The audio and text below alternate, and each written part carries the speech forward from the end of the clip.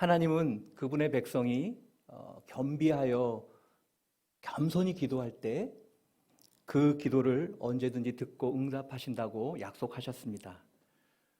아주 오래전에 매일 아침마다 기도하러 교회에 나온 어느 주교가 있었습니다. 그는 30년 동안 하루도 빠지지 않고 아침마다 기도를 반복했어요. 나중에는 아침에 일어나서 세수하고 양치질하듯 하나의 습관처럼 이 기도가 진행되었죠. 그러던 어느 날 그가 여느 때와 다름없이 하나님 앞에 나와 기도하기 시작합니다. 하늘에 계신 하나님 하고 간절히 기도하는데 갑자기 웅장한 음성이 들려왔습니다. 그래, 내 아들아, 무슨 일이냐? 순간 이 주교는 그 음성에 너무 소스라치게 놀랐어요. 그리고 주님, 정말 거기 계시는군요 라고 말하고는 너무 놀라 심장마비가 그 안에 일어났다고 합니다. 많은 그리스도인들이 항상 우리가 기도하고 하나님의 응답을 사모하지만 이 주교처럼 하나님이 정말 살아계셔서 내 기도를 듣고 계시다는 사실을 우리는 망각할 때가 있습니다. 여러 가지 이유가 있을 수 있겠죠. 내가 그동안 기도를 했는데 기도 응답이 별로 안 됐을 수도 있어요.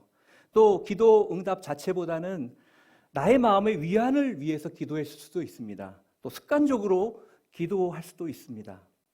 그러나 성경은 분명히 말합니다. 하나님의 백성이 겸손히 진심으로 회개하는 마음으로 주님 앞에 기도할 때 반드시 하나님은 그 기도를 들으시고 응답하시겠다고 말씀하십니다. 그래서 기도라는 것은 기독교 역사 가운데 가장 많은 간증의 주제의 하나이기도 합니다. 우리가 잘 아는 조지 뮬러라는 사람은 5만 번 이상의 기도 제목을 가지고 기도했을 때 그 기도가 응답되었다고 그는 간증하고 있죠. 그의 간증의 내용들은 기가 막힙니다. 어떤 경우는 어떻게 이런 기도 응답이 있을 수 있을까 할 정도로 먹을 것이 떨어져서 고아원에 어렵게 그런 상황 가운데 기도할 때 즉시 하나님께서 들어주시는 그런 응답의 역사들이 너무나 많았어요. 특별히 그가 사랑하는 불신자 친구들을 위해서 기도한 그 구원의 기도는 그가 죽고 난 이후에도 열매를 맺었다고 합니다. 제가 인생에서 여러 가지 기도 제목 가운데 많은 응답을 받았지만 그 중에서 특별히 기억나는 곧 바로 응답된 그러한 기도가 아직도 기억이 납니다. 20년이 넘는 일이지만 저한테는 그것이 너무나 좋은 추억이고 그리고 분명히 각인된 기도 응답이었습니다. 그것은 결혼식을 얼마 남지 않고 드렸던 기도였어요. 저는 상견례를 하고 나서 한 달 후에 이제 결혼 날짜를 잡았습니다. 그때 신대원 재학 중이었는데 제가 이제 기숙사에 있으면서 한 달 동안 결혼 준비를 한다는 게 쉽지가 않았어요. 그때 제가 온누리교회 교사로, 고등부 교사로 섬기고 있을 때였는데 교회를 알아보니까 벌써 교회는 연초에 이 결혼 예약 장소가 다 끝났다는 거예요. 근데 이제 대기를 걸어놓을 수는 있다고 그러더라고요. 근데 그 대기가 되는 확률은 거의 없다고 그렇게 얘기하셨습니다. 그래서 이곳저곳 어디서 결혼을 해야 되나 한 달 앞으로 다가왔는데 점점 다가오고 있는데 어떻게 해야 되나 고민을 하면서 여러 장소를 알아봤어요. 근데 이제 결혼이 제일 많았던 가을이었기 때문에 장소가 없는 것이었습니다. 그렇게 결혼 날까지 얼마 남지 않은 그런 상황 속에서 이 장소 때문에 고민하던 어느 날 밤에 이 고민하면서 곰곰이 생각하는데 갑자기 문득 이런 생각이 드는 거예요. 내가 왜 고민하지? 하나님께 기도해야지. 고민할 시간이 있으면 하나님 앞에 간절히 기도해야지.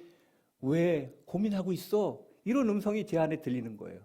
제가 전도사였잖아요. 신대원 학생이었잖아요. 근데 하루하루 다가오니까 이게 기도보다는 어떻게 할까? 어디를 알아볼까? 이런 고민만 하고 있었던 거예요. 그래서 내가 기도해야 되겠다. 이런 생각을 갖고 이제 이불을 깔고 있었는데 무릎을 꿇고 간절히 하나님 앞에 기도했습니다. 근데 잠깐 순간이었는데 제가 좋은 것 같았는데 그 사이에 환상을 봤어요, 제가. 너무나 뚜렷한 환상을 보았습니다. 어떤 환상이냐? 예수님이 나오셨으면 얼마나 멋있었겠어요. 근데 예수님은 아닙니다. 대신에 제가 다니던 신대원 한 교수님의 얼굴이 떠오르는 거예요. 근데 개인적으로 제가 그분하고 친분이 있는 분이 아니거든요. 이게 뭘까? 이렇게 생각하다가 머릿속에 한 생각이 떠올랐어요. 그게 뭐냐면 그분이 어디 교회에서 목회하고 있다는 생각이 드는 거예요. 들었던 기억이 나는 거예요. 순간 저는 이게 하나님의 응답이구나 라는 확신이 제 마음속에 들어왔습니다. 그래서 아내 될 우리 여자친구에게 전화해서 이런 상황, 하나님의 응답을 주시는 것 같다, 믿어도 될 것 같다, 그렇게 얘기하고 확신에 찬 그러한 목소리로 제가 내일 전화할 테니까 믿고 기도해 달라고 이렇게 부탁을 했습니다. 그리고 아침에 일어나서 교수님 전화번호도 모르는 거예요. 그래서 전화번호를 알아가지고 전화를 드렸어요.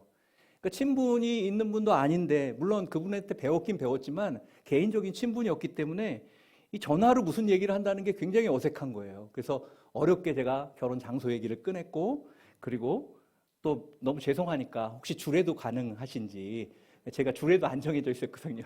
그렇게 부탁을 드렸습니다. 그런데 교수님이요, 제가 타교인이었잖아요. 제가 그 전도사지만 그때 전도 사역을 안 할 때였기 때문에, 신학교 학생 다 전도사라 그러거든요.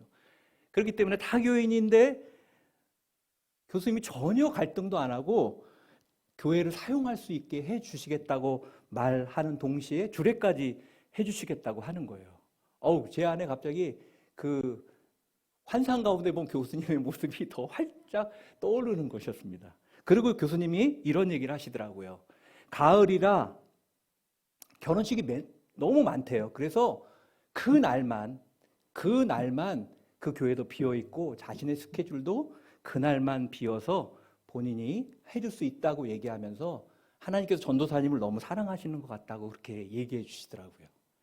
여러분, 제가 그 얘기를 들은데, 하나님의 응답, 여러 가지 기도하면서 여러 응답을 받았지만, 하나님의 정말 응답을 맛본다는 게 바로 이런 거구나라는 것이 제 마음속에 너무나 깊이 각인되고, 그래서 결혼까지 무사히 잘 할 수 있었습니다. 여러분은 이런 경험 많이 해보셨습니까?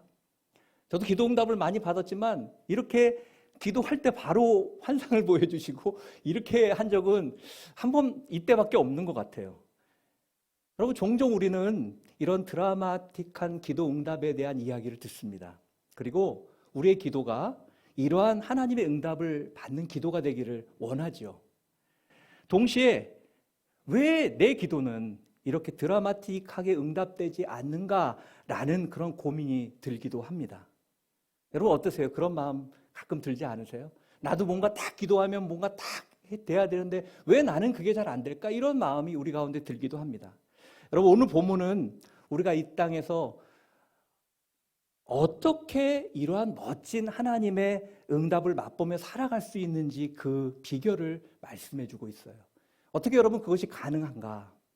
오늘 본문은 우리가 잘 아는 것처럼 갈멜산 위에서 엘리야가 기도함으로 불로 하나님 응답하시는 그 장면이에요. 거기서 바알과 아세라의 850명의 거짓 선지자들을 승리하는 그런 장면이죠. 저는 오늘 이 본문을 통해서 하나님의 응답을 받는, 하나님의 놀라운 응답을 받는 그러한 비결을 여러분과 몇 가지로 좀 나누기를 원합니다. 오늘 본문은 첫 번째로 우리의 기도가 하나님의 놀라운 응답을 맛보기 위해서는 우리가 전심으로 하나님 편에 서야 한다고 말씀하고 있습니다. 전심으로 하나님 편에 서야 한다. 우리 21절을 한번 같이 읽어보겠습니다. 본문 21절 시작. 엘리야가 온 백성들 앞에 나가 말했습니다. 너희가 이 둘 사이에서 얼마나 더 머뭇거리겠느냐. 여호와가 하나님이시면 여호와를 따르라. 그러나 바알이 하나님이면 바알을 따르라. 그러나 백성들은 한마디 대꾸도 하지 않았습니다. 성경은 우리가 하나님 편에 설 때 하나님께서 우리 편이 되어주신다고 분명히 말씀합니다. 오늘 본문의 갈멜산 위에서 엘리야와 선지자들, 거짓 선지자들이 모여 있었습니다. 근데 거기에 그 둘 그룹만 모인 것이 아니라 모든 이스라엘 백성들이 함께 모여 있었어요. 그리고 엘리야가 그들에게 지금 이렇게 외치고 있는 거예요. 너희가 이 둘 사이에서 얼마나 더 머뭇거리겠느냐. 하나님이 여호와가 하나님이면 여호와를 따르고 바알이 하나님이면 바알을 따르라 라고 말합니다. 근데 그들의 반응이 재밌죠? 21절 맨 밑부분 제가 읽어드리겠습니다. 그러나 백성들은 한마디 대꾸도 하지 않았습니다. 이 말이 무슨 말이죠? 지금 엘리야가 말하는 것은 너희들이 바알이냐 하나님이냐 분명히 너희가 어느 선에 어느 편에 서야 되는지를 너희가 분명히 분별하고 서야 된다라고 말하고 있는 거예요. 근데 그들은 그 엘리야를 얘기를 듣고 있으면서도 머뭇머뭇거리고 있었다는 거예요. 결정하지 못했다는 거예요. 여러분, 그들은 쉽게 말하면 바알과 여호와 사이에서, 하나님 사이에서 머뭇거리는 신앙 가운데 있었다라는 것입니다. 당시 이스라엘 사람들은요, 바알과 여호와 하나님이 주시는 모든 혜택을 다 누리려고 했어요. 왜 그럴까요? 이유는 하나입니다. 잘 살려고, 풍요하게 살려고, 잘 되려고, 성공하려고. 여러분, 그래서 우리가 조심해야 될 게 있어요. 잘 사는 거, 성공하는 거, 그게 축복이 아닐 수 있다라는 거예요. 여러분, 우리는 착각합니다. 이 땅에서 잘 사는 게 축복입니까? 물론 축복입니다. 그러나 그것이 저주일 수도 있어요. 누구 안에서 잘 사느냐가 더 중요한 거죠. 그런데 이들은 잘 살기 위해서 하나님도 좋고 바알도 좋고 그 두 신 사이에서 얻고자 하는 모든 것은 얻으려고 했다라는 것입니다. 바알은요, 날씨의 신이에요. 그래서 이 바알이 추수를 관할한다고 생각했습니다.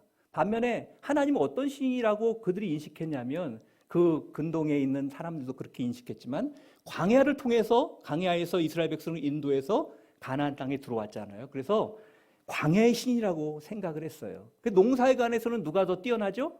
바알이 뛰어난 거예요. 농사에 있어서 무엇이 제일 중요해요? 추수하기 위해서는 날씨가 중요하잖아요. 그래서 바알은 다산의 신입니다. 그렇기 때문에 이들은 하나님은 거기에는 힘이 붙인다고 생각했던 거예요. 그래서 바알을 섬기는 건 당연하다고 생각하고 바알을 섬겼던 것입니다. 근데 재밌는 것은요, 지난주에 우리가 지난주에 본문에 봤지만, 바알이 날씨의 신임에도 불구하고 지금 바알을 섬기는 이스라엘은 3년 동안 극심한 가뭄으로 고통을 당하고 있었어요. 또한 여러분, 이 극심한 가뭄이 누구로부터 시작했죠? 그것은 이들이 부족하다고 여겼던 하나님의 심판의 결과였다라는 거예요. 그런데도 이들은 깨닫지 못하고 바알을 의지하고 있었다라는 것입니다. 왜요? 이 바알을 버리면 실패할까 봐, 바알을 버리면 풍요함이 없어질까 봐, 이 두려움이죠. 이 하나님을 떠나면 내가 가지고 있는 것이 사라질까 봐. 그래서 어떤 분은요, 하나님을 믿지 못하는 이유 중에 하나가 내가 섬기던 신이 내가 하나님을 믿음으로 떠날 때 나를 저주할까 봐 하나님을 믿지 못한다고 말하는 분도 있어요. 실제로 있어요. 지금 이들의 마음이 그렇다는 거예요. 지금 엘리야는 이들을 향해서 말하고 있는 것입니다. 분명한 선택과 결단의 신앙을 촉구하고 있는 것입니다. 여러분, 우리가 믿음으로 살아갈 때 여러분, 우리는 어떻습니까? 우리는 하나님만 섬기고 있습니까? 우리의 모습은 어떻습니까? 혹시 하나님과 세상 사이에 머뭇거리고 있지는 않습니까? 우리가 계속 기도하면 하나님 앞에 나아가지만 한편으로는 내가 이쪽을 선택할지 저쪽을 선택할지, 이쪽도 좋고 저쪽도 좋고 양다리를 거치고 살아가고 있지는 않습니까? 이들의 모습이 우리의 모습이지 않습니까? 우리는 수많은 설교를 듣고 기도하지만 우리의 기도가 능력이 없고 응답을 받지 못하는 이유에 대해서 성경은 종종 우리가 두 마음을 품었기 때문이라고 말씀하고 있다라는 거예요. 성경은 우리가 진심으로 하나님 편에 설 때 놀라운 그러한 기도의 응답을 경험할 수 있다고 말씀합니다. 여러분, 지금 엘리야를 보세요. 그는 지금 누구 편에 서 있어요? 하나님 편에 서 있습니다. 지금 이스라엘 백성들, 그 많은 백성들은 어디 서 있어요? 양다리 중간에 서 있어요. 아합과 이세벨의 많은 위협과 하나님이 이해할 수 없는 그러한 명령을 주셨음에도 불구하고 그는 전적으로 하나님 편에 서서 그분을 따르고 있다라는 것입니다. 전적으로 하나님 편에 서는 사람이 하나님의 응답을 맛보는 거예요. 그래서 계시록 3장 15절 16절에서는 이렇게 말하죠. 라오디게아 교회 성도들에게 이렇게 책망합니다. 우리 같이 한번 읽어볼까요? 15절 16절 같이 읽겠습니다. 시작. 내 행위를 알고 있는데 너는 차지도 않고 뜨겁지도 않다. 16절.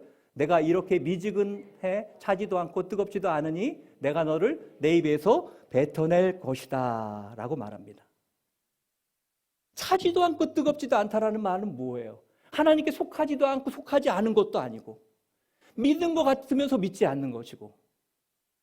여러분, 라오디게아 교회를 향해서 하나님이 말씀하시는 것은 미지근에 차지도 않고 뜨겁지도 않으니 어떻게 해요? 내가 너를 내 입에서 뱉어낼 것이다 라고 말씀하고 있는 거죠. 하나님은 우리에게 분명한 태도를 원하신다는 거예요. 확실하게 그분의 편에 서기를 하나님은 원하신다라는 것입니다. 여호수아는 그의 마지막 고별 설교에서 좀 더 구체적으로 얘기합니다. 여호수아 24장 15절 우리 한번 같이 읽어볼까요? 24장 15절 시작. 그러나 만약 너희 마음에 여호와를 섬기는 일이 내키지 않으면 그때는 너희 스스로 누구를 섬길 것인지 너희 조상들이 강 건너에서 섬겼던 신들이든 지금 너희가 살고 있는 이 땅의 아모리 사람들의 신들이든 오늘 선택하라. 나와 내 집은 여호와만 섬길 것이다. 여호수아가 마지막 고별 설교에서 그 남아있는 백성들을 향해 외치는 건 이것입니다. 여호와 섬기는 것이 내키지 않으면 그때는 너희가 스스로 섬길 신을 선택하라. 그러나 나와 우리 집은 여호와만 섬길 것이다. 분명히 선포하고 있습니다. 여러분은 어느 편에 서시겠습니까? 하나님이십니까? 아니면은 세상입니까? 우상입니까? 진심으로 하나님 편에 서는 사람은 오늘 본문은 하나님의 응답을 맛볼 것이라고 말씀하고 있습니다. 엘리야는 진심으로 하나님 편에 선 사람이었습니다. 그것이 그의 응답의 비결이었다고 오늘 엘리야는 말하고 있는 것입니다. 저는 여러분들이 무엇보다 하나님 편에 서시는 것을 기뻐하실 수 있기를 바랍니다. 두 번째, 우리가 하나님의 놀라운 응답을 받기 위해서는 전심으로 그 하나님을 신뢰해야 한다라는 것입니다. 23절, 24절 같이 읽겠습니다. 23절, 24절 시작. 우리에게 소 2마리를 가져와라. 저들에게 하나를 골라 각을 떠서 나뭇가지 위에 올리게 하되 불을 붙이지 말라. 나도 다른 하나를 준비해 나뭇가지 위에 올리고 불을 붙이지 않을 것이다. 그러고 나서 너희는 너희의 신들의 이름을 부르라. 나는 여호와의 이름을 부를 것이다. 불로 대답하신 신, 그가 바로 하나님이시다. 그러자 온 백성들이 말했습니다. 당신의 말이 좋습니다. 엘리야가 아합을 만나 놀라운 제안을 합니다. 바알과 아세라를 섬기는 850명을 향하여서 번제단을 만들고 희생제물을 준비한 다음 불을 놓지 말고 이 제물을 태우는 신이 진짜 신임을 우리가 보게 될 것이다 라고 제안을 하죠. 여러분, 이게 단순히 쉬운 제안 같아요. 그런데 당시 어떤 때였어요? 어떤 시대였어요? 이방 여인 이세벨이 아합의 아내로 옴으로 인해서 온 이스라엘이 우상의 땅으로 변화되어 버렸어요. 많은 선지자들, 하나님의 선지자들조차도 죽임을 당했습니다. 그래서 22절에 보면요, 엘리야는 여호와의 선지자라고는 자신밖에 없다라고 생각할 정도였어요. 나 혼자 남았다, 홀로 남았다라고 생각할 정도였다라는 것입니다. 여러분, 이 정도 같으면 우리 같으면 어떻게 하겠어요? 이 무모한 생명을 건 시합을 제안하지 않았을 거예요. 850대 1입니다. 여러분, 인간적으로 싸운다고 보더라도 850대 1이에요. 850명이요. 주먹을 한 대씩만 뻗으면 가만히 서 있으면 맞을 수도 없지만 850대가 날라오는 거예요. 그게 전쟁이 되고 게임이 됩니까? 지금 이거는 게임이 되지 않는 거예요. 어떻게 보면 죽기를 작정한 사람같이 보여요. 아마 하나님의 은혜를 경험했다 하더라도 지금 이러한 상황이 되면요, 하나님 의심할 수밖에 없는 그런 상황이라는 것이죠. 하나님이 계시다면 어떻게 하나님의 선지자들이 그렇게 죽고 이 꼴이 될 때까지 그렇게 놔두셨습니까? 왜 나 홀로 외롭게 싸우게 하십니까? 이렇게 원망하고 의심할 수 있었다라는 것입니다. 그런 상황이었다라는 거예요. 그런데 여러분, 재미있는 사실은요, 엘리야에게 그런 모습이 하나도 보이지 않아요. 엘리야는 바알과 아세라는 헛된 신이요, 하나님만이 유일한 신이라는 100%의 믿음이 그에게 있었다라는 거예요. 이것이 99%만 돼도 그는 흔들렸을 거예요. 그러나 이것에 대해서 그는 조금도 의심하지 않아요. 여러분, 우리가 평안할 때 잘 믿을 수 있어요. 그러나 우리 인생이, 우리의 문제는 여러 가지 우리 삶 속에 위급하고 불행하고 또 어려운 일이 찾아오고 고난이 찾아올 때 어떻게 하느냐라는 것이죠. 많은 사람은 이러한 상황 앞에 하나님을 전심으로 신뢰하지 못하고 의심합니다. 때로는 원망하고 하나님 신뢰하기를 포기합니다. 그러나 기도 응답을, 하나님의 놀라운 기도의 역사의 응답을 받는 사람은 내 경험, 내 판단이 아니라 어떤 상황 속에서도 전심으로 하나님을 신뢰하는 사람이라는 것입니다. 하나님은 그런 사람에게 이러한 놀라운 하나님의 응답을 허락해 주신다는 거죠. 850명의 바알과 아세라 선지자가 아침부터 낮까지 바알의 이름을 불렀습니다. 근데 아무 대답이 없는 거예요. 여러분 오해하지 마세요. 바알과 아세라가 거짓신이죠. 사단이 조종합니다. 거긴 기적이 없을까요? 여러분 기적이 없었다면 사람들이 믿겠습니까? 아니에요. 여러분 귀신들도 기적을 일으켜요. 근데 놀라운 사실은 어때요? 아침부터 낮까지 그렇게 이름을 불렀지만 아무 응답이 없었어요. 왜 없을까요? 당연하죠. 하나님이 막으신 거예요.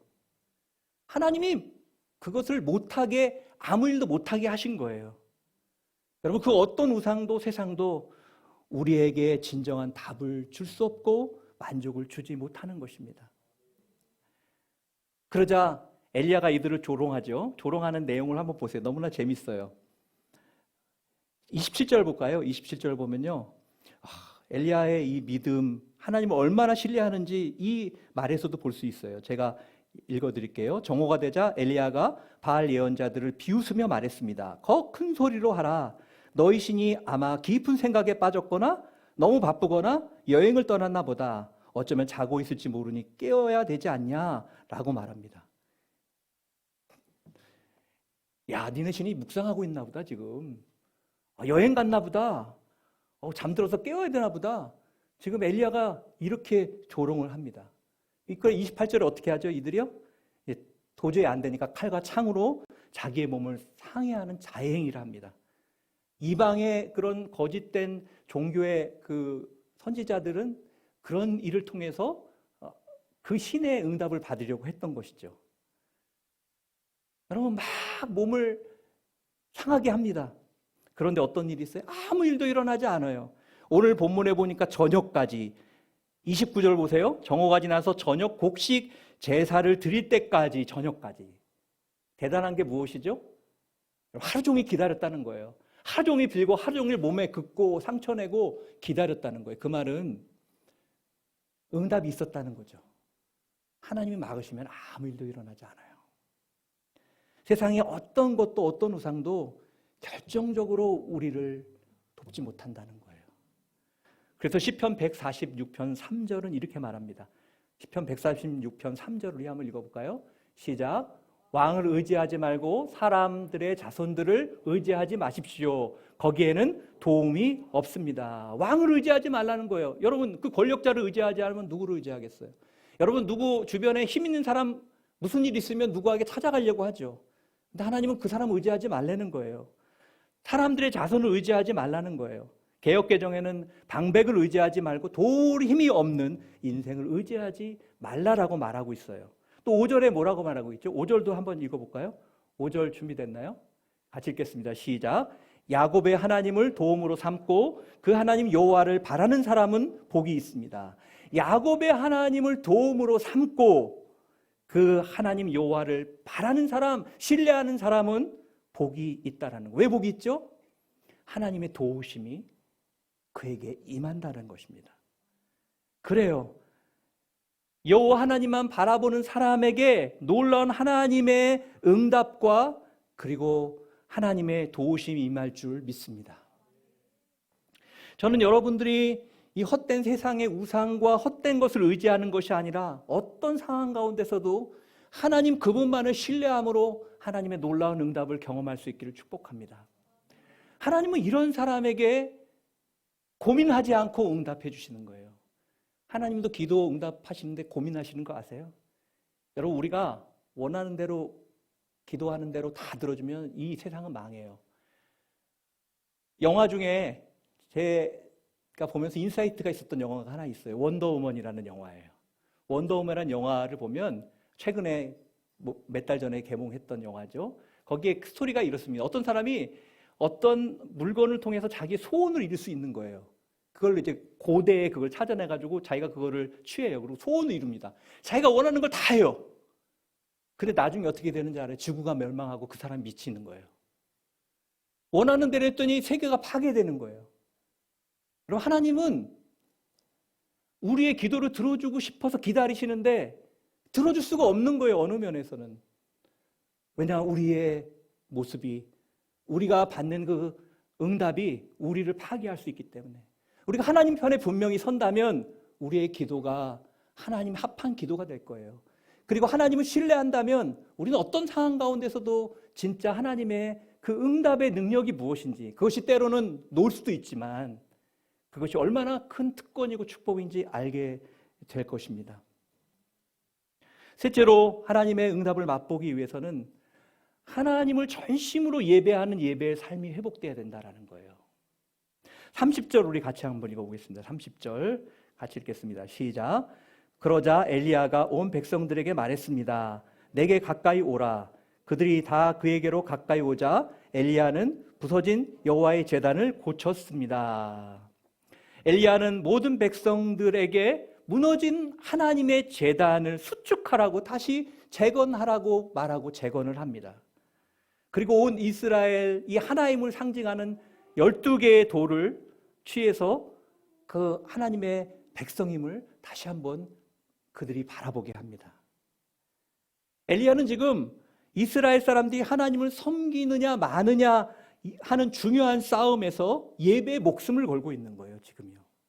왜냐? 진심으로 드리는 예배만이 하나님의 임재와 기적을 맛볼 수 있는 비결이기 때문에 그래요. 32절에 34절을 보면요, 엘리야가 12돌을 취해서 단을 쌓고 그 위에 나무와 희생 제물을 올렸습니다. 그리고 도랑을 팝니다. 도랑을 파고 물을 부어요. 물을 몇 번 부냐면 3번이나 붑니다. 다시 붓게 하고 다시 붓게 하고 다시 붓게 합니다. 여러분, 이 상황은 뭐예요? 불리한 상황이죠. 불로 태우는 사람이 이긴데 거기다가 제물에다 물을 붓고 도랑을 파서 물을 3번이나 붓는데, 그리고 지금이 어떤 때예요? 극심한 가뭄이 왔던 때예요. 근데 이 귀한 물을 여기 이 희생제물에 쏟아 붓는다는 것은요, 갑절의 큰 믿음이 그에게 필요하다라는 것이죠. 여러분, 지금 엘리야는 하나님의 응답을 구하는 자리에서 무너진 단을 수축하라고 백성들에게 말하고 있는 것입니다. 예배는요, 하나님과의 관계 시작이요 끝이에요. 여러분, 아름다운 깨끗한 물을 마시려면요, 그 관이 깨끗해야 되고 관이 명확히 뚫려 있어야 됩니다. 그렇지 않으면 아무리 물을 보내줘도요, 압력이 거기를 틀어막고 있으면 물이 흘러가지 않습니다. 그 관이 지저분하면요, 깨끗한 물이 아니라 더러운 그런 오수가 올 수밖에 없는 거예요. 하나님은 항상 신령과 진정으로 예배하는 자를 찾는다고 말씀하시죠. 그리고 진정한 예배 가운데 하나님은 역사하십니다. 성경에 역사가 일어나는 걸 보면 그 자리에 항상 예배가 있어요. 그 예배는 어떤 예배인가? 살아있는 예배, 회복된 예배, 진정 주님 가운데 역사하시는 그 주님을 만나는 온전한 예배였다라는 것입니다. 그러나 이스라엘 백성은 그 예배를 잊어버렸어요. 예배를 잃어버린 결과가 무엇이죠? 하나님의 임재와 보호가 그들에게 떠났다는 거예요. 여러분, 하나님의 임재와 보호가 떠나기도 하세요. 우리가 예배자로 살아가지 않고 하나님의 거룩한 자로 살지 못할 때 하나님은 우리 가운데 함께 하시지만 때로 우리 가운데 떠나기도 하신다는 거예요. 영원히 떠나진 않으시죠.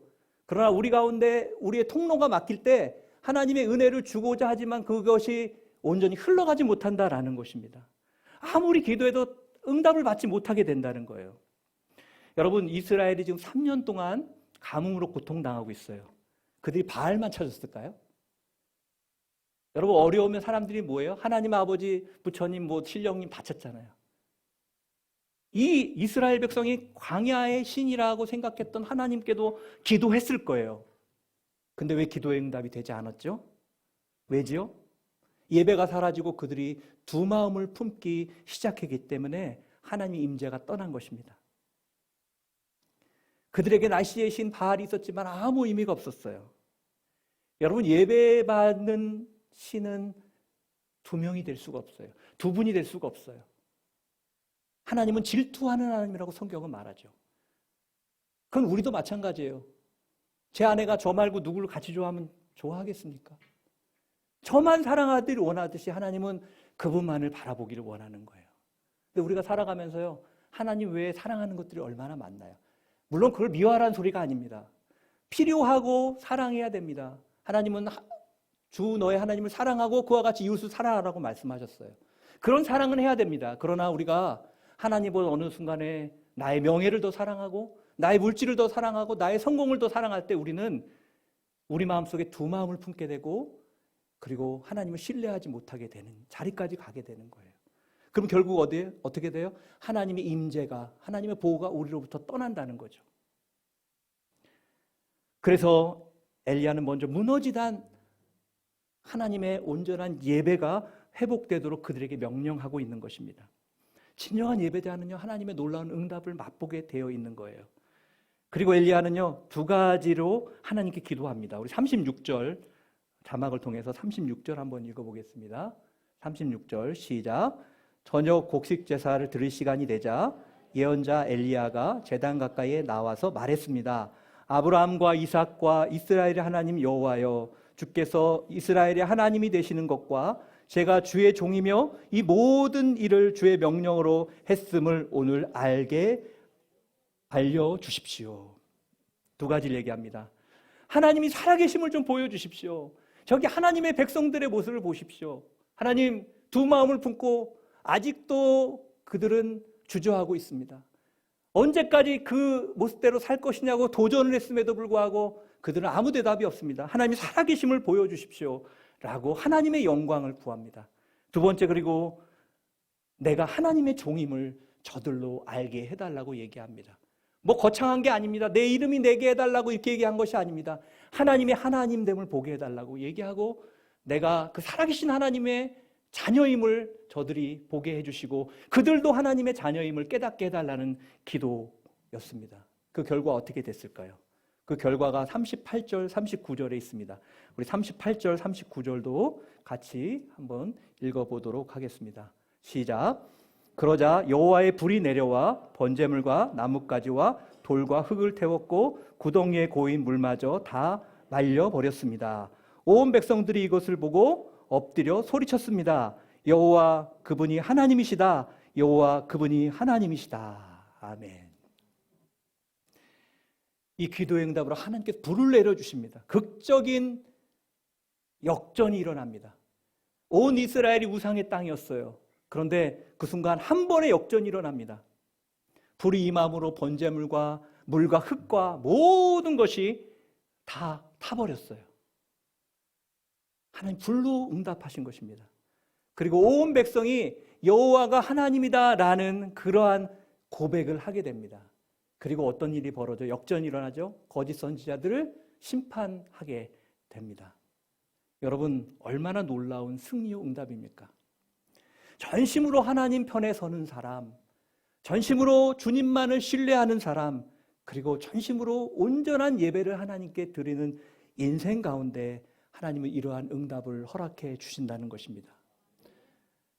이렇게 하나님 앞에 전심으로 서고 전심으로 그분을 믿고 전심으로 그분을 예배하는 곳에는 놀라운 하나님의 응답이 있을 뿐만 아니라 여호와가 하나님이라는 이런 아름다운 고백들이 그분이 영광 받으시는 일이 일어나는 것입니다. 사랑하는 여러분, 저는 여러분의 기도가 이러한 기도가 되기를 원합니다. 여러분의 삶이 이러한 삶이 되기를 원하고 여러분이 하는 기도가 하나님이 하늘문을 여시고 놀라운 역사로 응답하시는 그러한 놀라운 축복이 임하기를 바랍니다. 여러분, 오늘 엘리야처럼 전심으로 하나님 편에 서십시오. 하나님 편에 서기를 결정하십시오. 그리고 하나님만 믿으십시오. 하나님을 어떤 순간에도 신뢰하십시오. 그리고 진정한 예배자로서 예배의 회복을 위해서 나아가십시오. 그럴 때 하나님 오늘 이 시간도 여러분과 함께 하셔서 여러분 삶에 아름다운 하나님의 응답을 주실 뿐만 아니라 여러분의 삶을 통해서 하나님의 하나님 되심이 선포되게 하실 줄 믿습니다. 저는 여러분의 하루하루가 그렇게 하나님의 살아계심을 선포하고 하나님의 놀라운 응답을 통해 하나님의 그 살아계심과 은혜를 누리는 여러분 모두가 되시기를 주님의 이름으로 축원합니다. 기도하겠습니다.